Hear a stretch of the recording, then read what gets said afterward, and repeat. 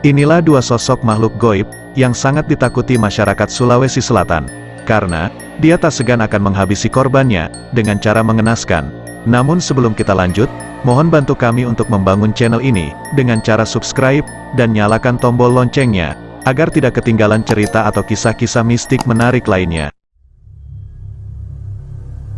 Sulawesi Selatan merupakan salah satu provinsi tanah air yang tidak hanya memiliki sederet keunikan budaya dan kuliner khasnya yang lezat, namun daerah berjuluk Tanah Daeng ini rupanya menyimpan cerita mistis makhluk tak kasat mata. Iya, di sana terdapat dua makhluk goib paling menyeramkan, yang ceritanya telah melegenda sejak dulu. Ia adalah Popo dan Parakang, hantu terbang yang paling menakutkan di tanah Bugis. Kedua sosok itu pernah dianggap sebagai satu makhluk yang sama, namun ternyata memiliki sifat dan ciri yang berbeda. Lantas apa perbedaan antara Popo dan Parakang?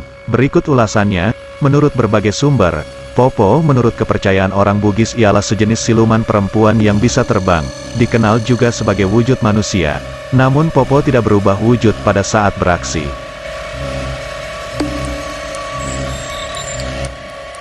Ia beraksi dengan meninggalkan organ dalam tubuhnya di pamakang, plafon rumah, lalu keluar dari timpa laja. Ilmu mistis semacam ini kerap dimanfaatkan oleh orang-orang terdahulu agar kuat dalam bekerja. Namun matanya akan terlihat selalu merah dan suka meludah. Popo akan beraksi pada malam hari dan ketika ia sedang tak ingin makan manusia, maka ia akan mengincar buah-buahan yang sudah matang seperti pisang, mangga dan buah-buahan manis lainnya.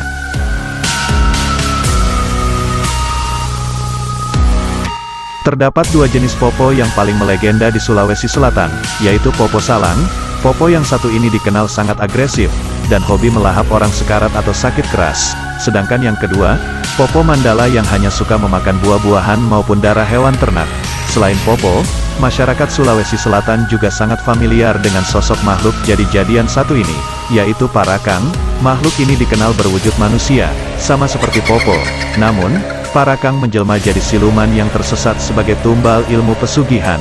Ilmu hitam itu lantas mengubahnya menjadi makhluk yang menyeramkan. Meski sepintas Parakang berwujud manusia normal, namun saat naluri membunuhnya muncul, maka ia akan menjelma lalu menghisap dan memakan rektum manusia sampai korbannya mati. Keinginan memakan manusia itu harus ia tunaikan, meski dalam keadaan terpaksa.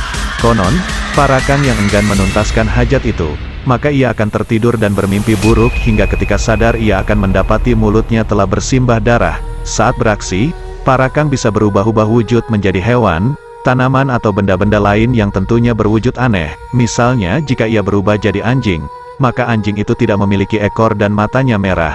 Jika ia berubah jadi pohon pisang, maka daunnya hanya 3 lembar yang tidak lain adalah kepala dan kedua tangannya.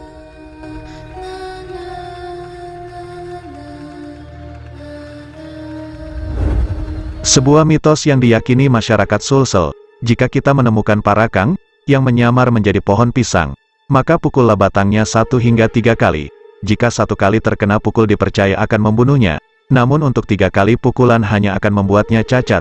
Ilmu Parakang bisa diperoleh melalui 2 cara, yakni diwariskan secara turun-temurun, atau disesatkan oleh seorang guru. Ilmu hitam semacam ini diyakini sebagai karma akibat kesalahan atau pelanggaran leluhur terkait ilmu hitam yang pernah dipelajarinya di masa lampau. Benar atau tidaknya, sebagai umat beragama yang meyakini keberadaan Tuhan, sejatinya kita hanya takut kepada Sang Pencipta, bukannya pada sosok makhluk goib. Karena sosok makhluk goib, hakikat semua berasal dari makhluk jin, yang juga merupakan makhluk ciptaan Tuhan. Itulah sedikit kisah dua sosok goib yang sampai saat ini masih populer di Sulawesi Selatan.